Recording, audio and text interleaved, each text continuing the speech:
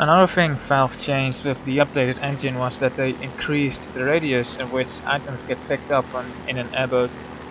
So to get this jump going, we bump into the rocks at a specific angle and hope we don't get stuck under the metal bar or the sewer pipe.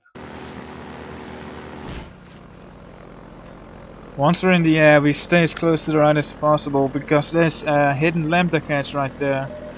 And with the increased pickup radius, we can actually grab the 2 medkits and the 2 suit charges without any time loss. At first we thought we were going to need this health for a trick we were going to do in Ravenholm, but we found a faster but less painful route for that.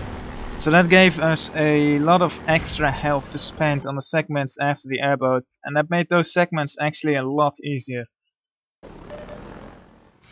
We got out of the airboat here because up ahead is a trigger that closes the blast doors and would force us to take a detour in order to open them again.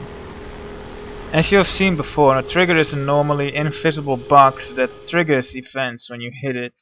This particular trigger is only very small, so that allows us to avoid it. Before getting out of the airboat, we give the airboat a little boost by holding W just before pressing E to get out. Because airboats are weird, the acceleration process will continue during the exit animation. If done properly, this places the airboat just past the trigger.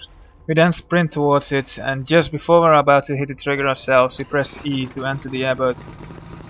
The way entering airboats works is that you actually get teleported inside them, while the fancy camera animation that you see is just aesthetics.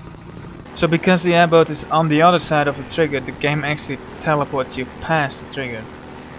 The trick is pretty precise because you want the airboat to be far enough to actually be past the trigger, but close enough to still be within the range for you to get in.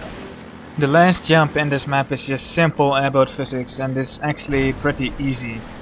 Just bumping into the wall sends you flying straight over the obstruction and doesn't even require a precise angle.